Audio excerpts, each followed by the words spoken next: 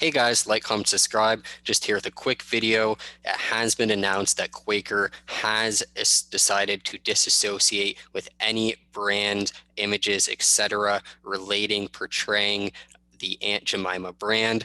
This is something that has been necessary, obviously, for a substantial amount of time.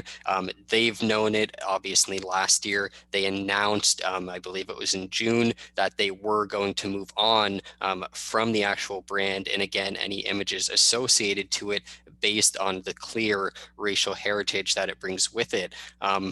Obviously, it's been a long time coming. As mentioned, this is something that not only at a surface level is clearly very visible of racial undertones, but as we've become more and more aware, we obviously, again, become aware of things like this, where personally, let's say myself growing up from ages 0, 14, 15, 16, 17, etc., you don't even take account to something like this because from the years of, again, myself being born in 1996 to, let's say, 2016, 2017, honestly, it was never a topic of discussion. So most people just looking at it, they just don't associate it with anything like that. And it's great, obviously, that it's come out into the news and that we've been able to get rid of this, not just for the time being, but I think more importantly, that there's not going to be anyone in the future who was in a similar position as myself growing up and not understanding the clear racial undertones of this,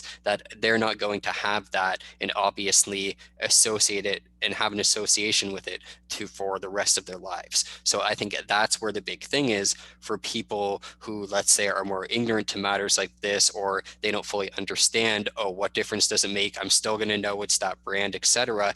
To me, it's really the fact that eventually it's going to completely phase out that ever existed, where yes, some of us are obviously always going to remember it. There will be some people who will obviously bring it up, but in terms of a day-to-day consensus population having an association to that brand, and let's say all of the people born from, let's 3 years ago until whatever time we want to call it, they're not going to be aware that this brand was around while making consumer purchases. So I think in that regard, again, that's obviously where it was successful. In the like less successful route, again, very long time coming, very overdue. And that's really all you could go about it. It's hard, obviously, for brands that have been around so long to make significant changes because they do have to go through such an overhauling process. But great on Pepsi and Quaker for actually getting it done. I'm sure many people still don't forgive them for even having this around for so long to begin with, and that's completely understood.